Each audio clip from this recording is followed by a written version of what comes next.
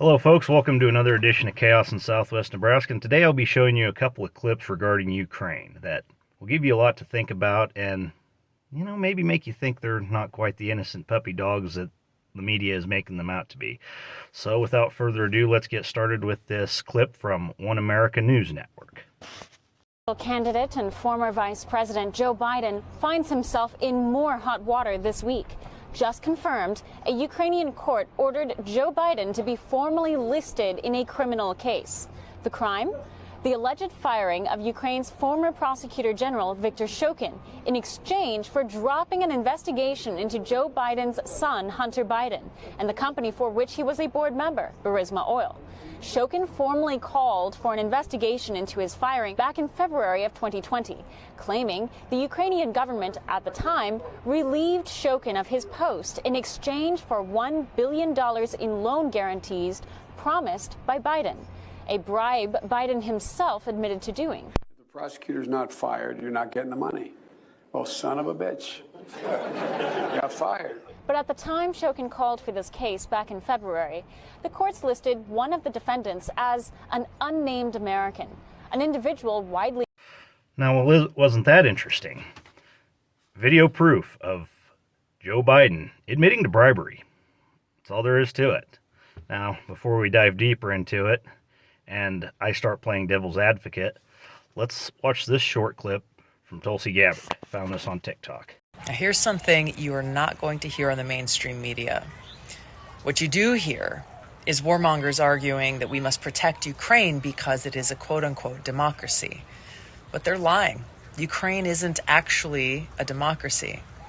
For example, to hold on to power, Ukraine's president shut down the 3 TV stations that were openly criticizing him and his policies, imprisoned the head of the opposition political party that had come in second place in their elections, and went and arrested and jailed that party's leaders. This is exactly what Putin has been accused of doing. But Ukraine did this all with the support of the United States.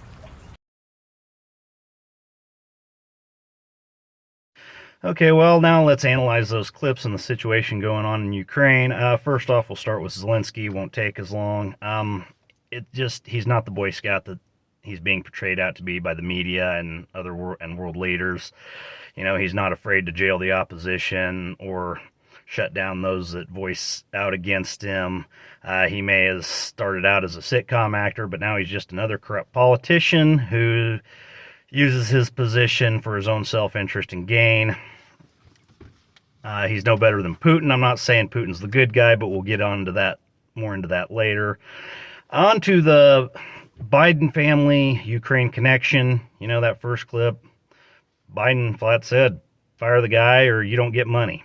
He just admitted to bribery, didn't care. And then, it was because of Hunter Biden, who was under investigation while he was an employee at Burisma Oil. And he got this job having no qualifications for it whatsoever. So how did he get it? Well, even he's admitted on 60 Minutes that it's because his last name was Biden. And, well, what has he done while he was at Burisma Oil? Well, he was getting investigated. Why was that charge dropped? We don't know.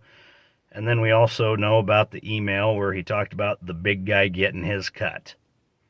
To me, all the evidence is pointing to the Biden family fortune had been laundered through Ukraine, and they were on the take from Ukraine, which would certainly explain, why Biden's kind of segueing into the war seems to be more worried about Ukraine than what's going on here at home, whether it be the chaos at the southern border or, rising crime rates in urban areas.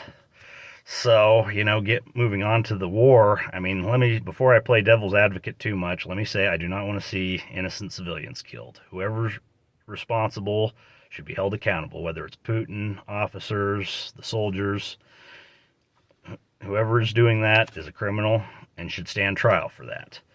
But, them going into this war, those biolabs the Russians are attacking. Funding was arranged by Hunter Biden, some reports say, while Barack Obama was president and Joe Biden was VP. So there's another connection to our current administration. I mean, maybe Putin's wanting to expose some more of that. And, you know, maybe it's just possible that this is a war with no good guys. You know, this isn't clear-cut. Ukraine is the good democracy puppy dog and Putin's the big bad man. We've seen the evidence that says otherwise. And, you know, if Putin is a war criminal, how come no one is calling him out as a war criminal? Biden was asked, are you ready to declare Putin a war criminal? He just said one simple word, no. That's been it. So is it possible there's more than what meets the eye?